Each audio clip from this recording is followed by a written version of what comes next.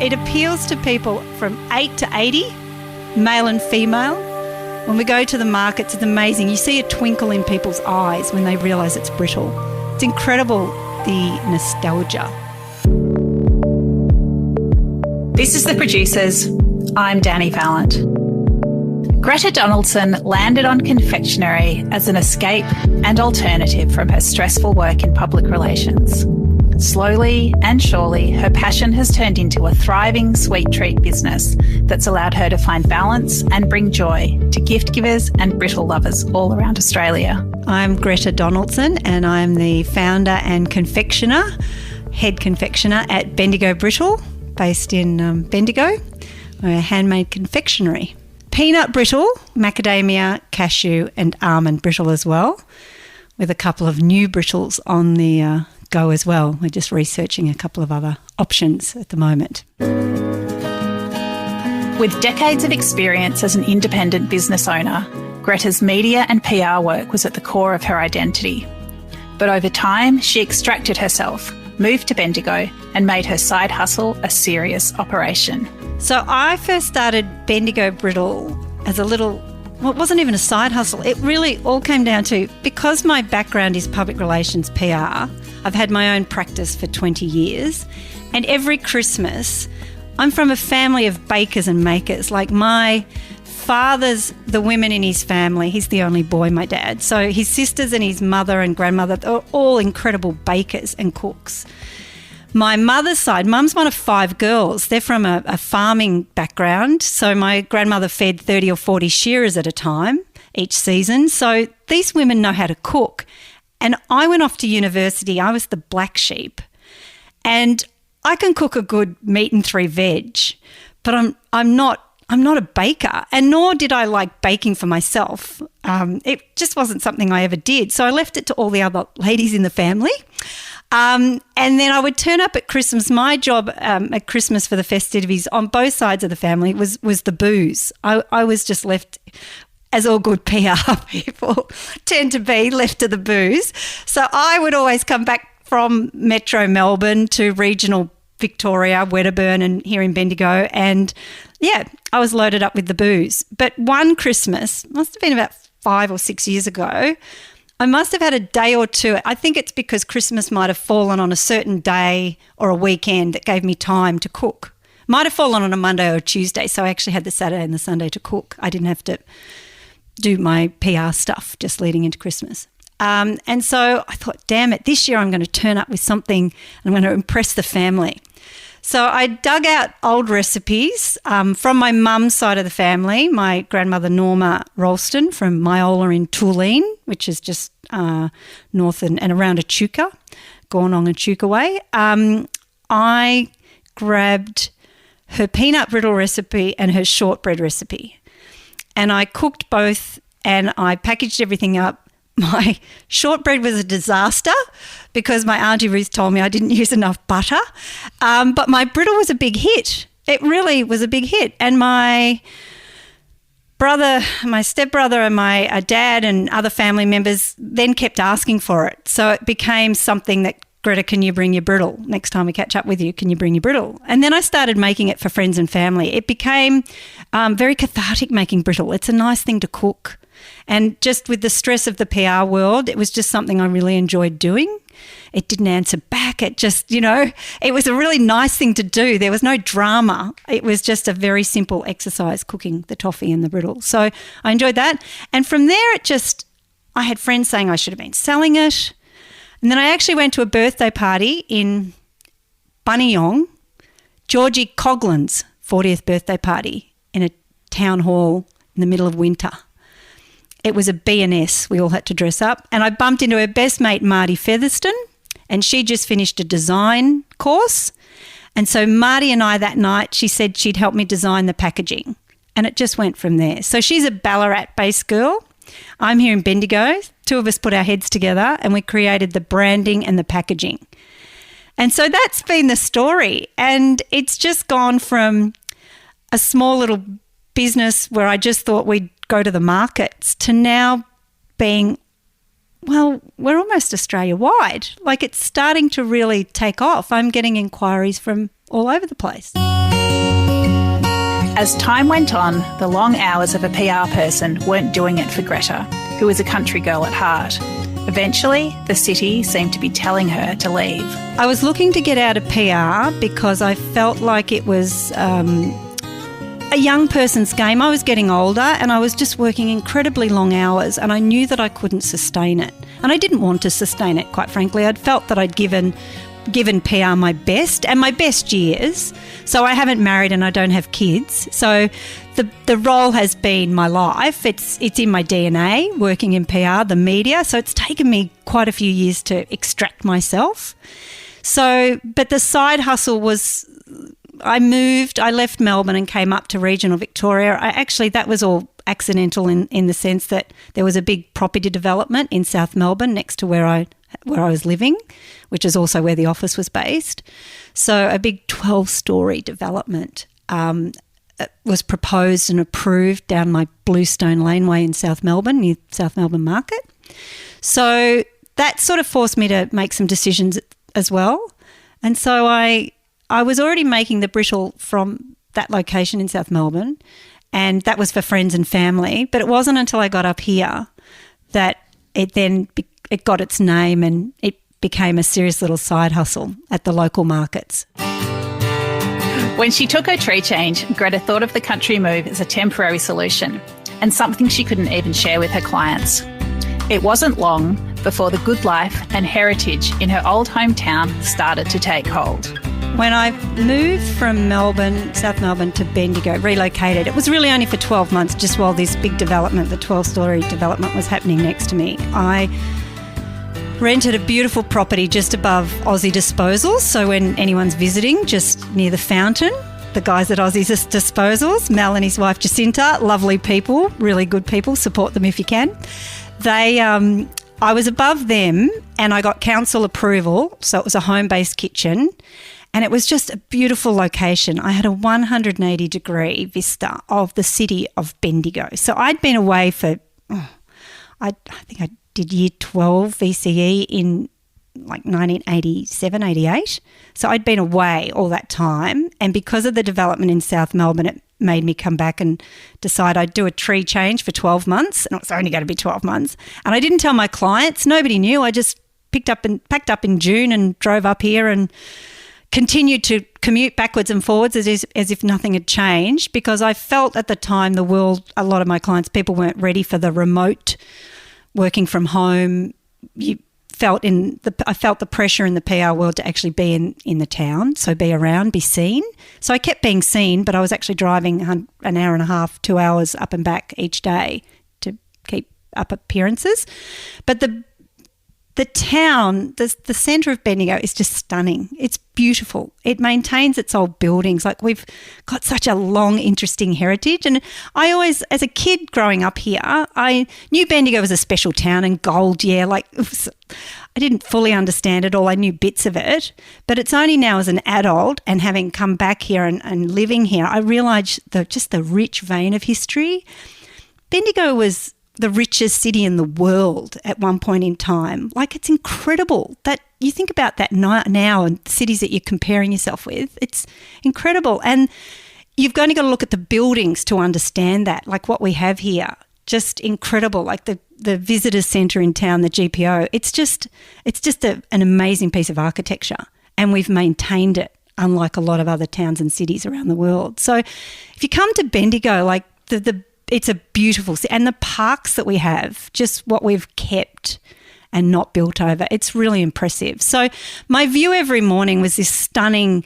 I had Roslyn Park, I have the War Memorial, the beautiful GPO, the Shamrock Building, which is again another incredible building, and the fountain, Alexandra Fountain, right in front of me. So it was inspiring, it really was. So the Brittle, at that stage, I think it was the project working title was Auntie Greta's Nutty Brittle.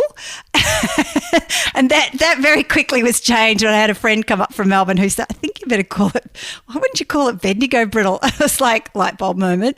So my friend now gets a year supply. She's on the books in that sense. No, that was genius. And it was her genius. So I do credit that to her, Christy Kerr, if you're listening.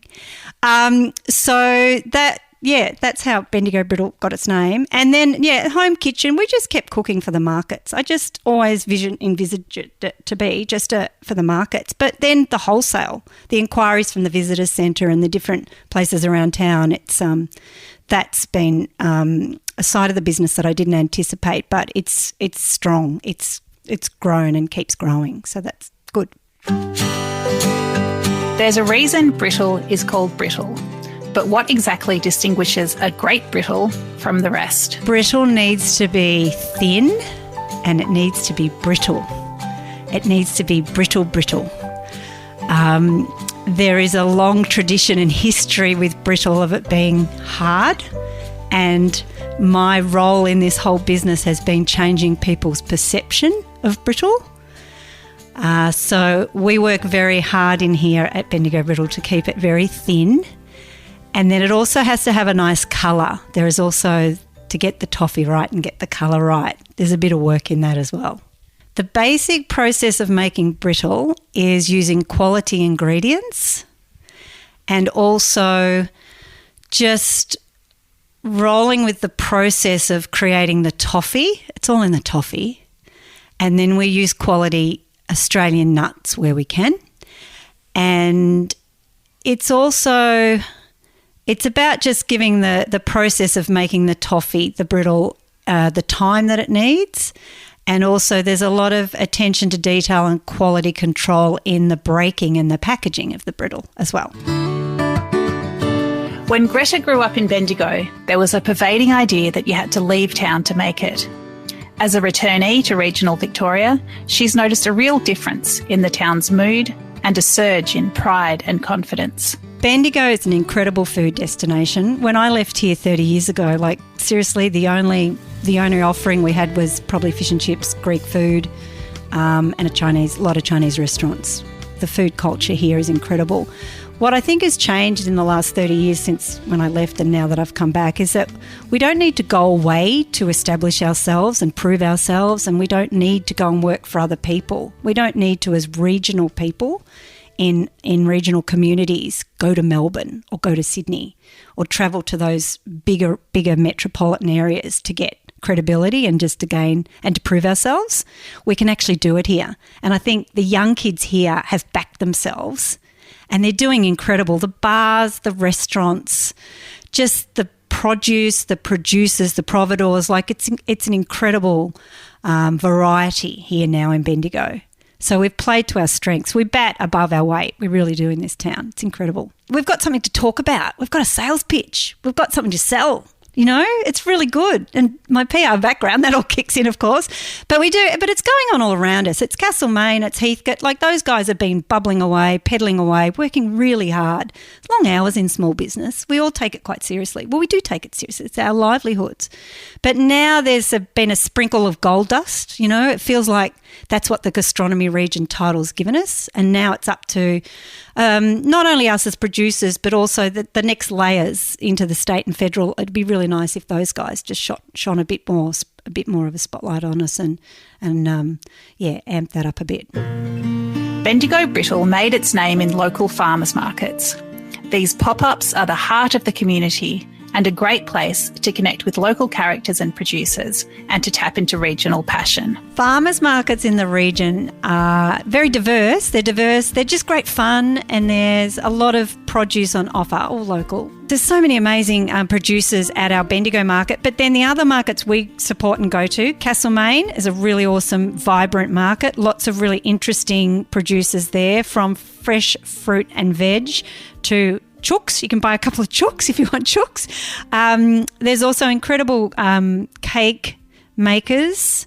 Chris, peddling pastries, does awesome. He just bakes 4:00 each morning. He's up baking these incredible, and he turns up to the market with all this incredibly, there's so many different things. It's like, Chris, how do you do that? Again, a really passionate producer. So he's a great fellow, Chris, at the market in Castlemaine. And then we also go around to Maldon. We go to Clunes, so that's not too far away as well, or within an hour of Bendigo. And Talbot Market. For anyone visiting, come to Bendigo and then whip across for half a day to Talbot.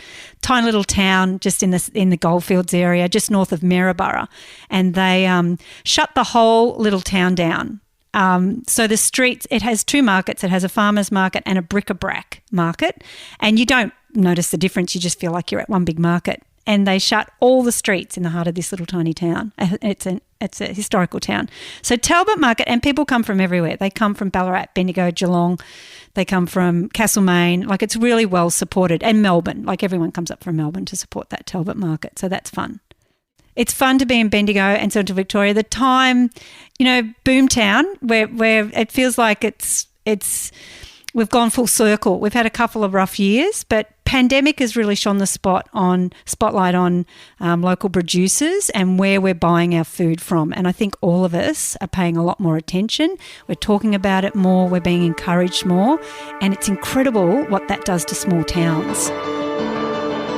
The pandemic has been tough, but there have been positives, especially in terms of the value placed on local growers and makers.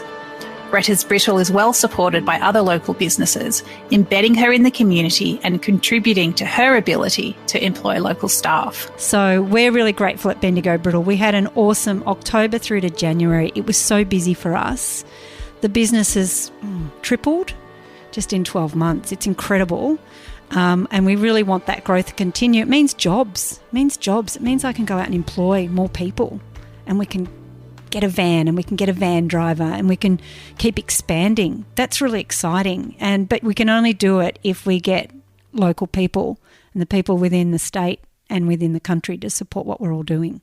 So people can find Bendigo Brittle we've got a lot of local distributors here in Bendigo, so we've been very well supported by the local tourism industry. So from the pottery to Central Deborah Mine to the tramways and the visitor centre right in the heart of town, they all stock our brittle. But we've also got a lot of hipster cafes, we've got bottle-os, we've got service stations, we've got pharmacies. We've really been very well supported, so just keep your eye out for the packaging. It's in a coffee bag, which messes with people's heads a bit, particularly at the farmers' markets. They look at us and think we're coffee and read the words brittle, and they get very confused. But no, it's the coffee bag is actually perfect for the brittle because it keeps it nice and protected, and also the foil in the packaging is perfect to seal the contents properly to keep the brittle fresh. So we know Greta loves brittle, but is there a right time to eat it? And who are brittle's biggest fans? The best time to eat brittle is from breakfast to munchies after a big night out. It's almost a 24-hour proposition, brittle. It's amazing. It appeals to people from 8 to 80, male and female. When we go to the markets, it's amazing. You see a twinkle in people's eyes when they realise that we are what they are.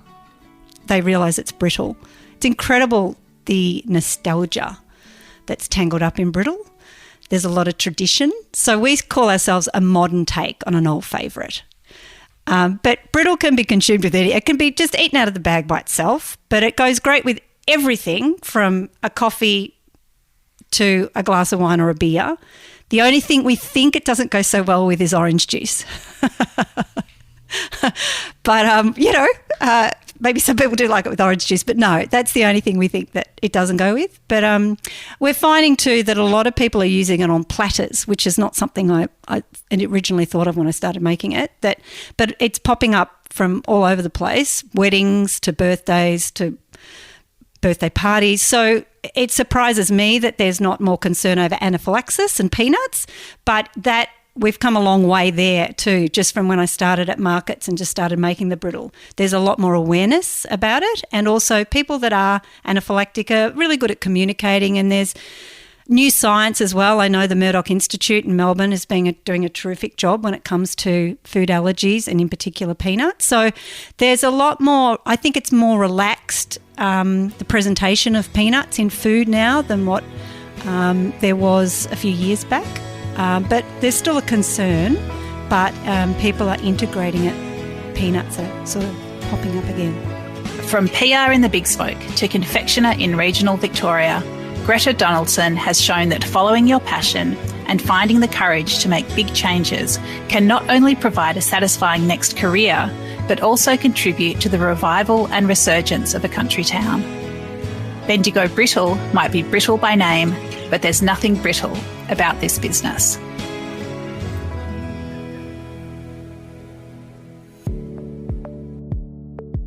This is The Producers, a Deep in the Weeds production. I'm Dani Valent. Stay tuned as we talk to some of Australia's best farmers, makers and growers. Follow us on Instagram at Producers Podcast or contact us via deepintheweeds.com.au.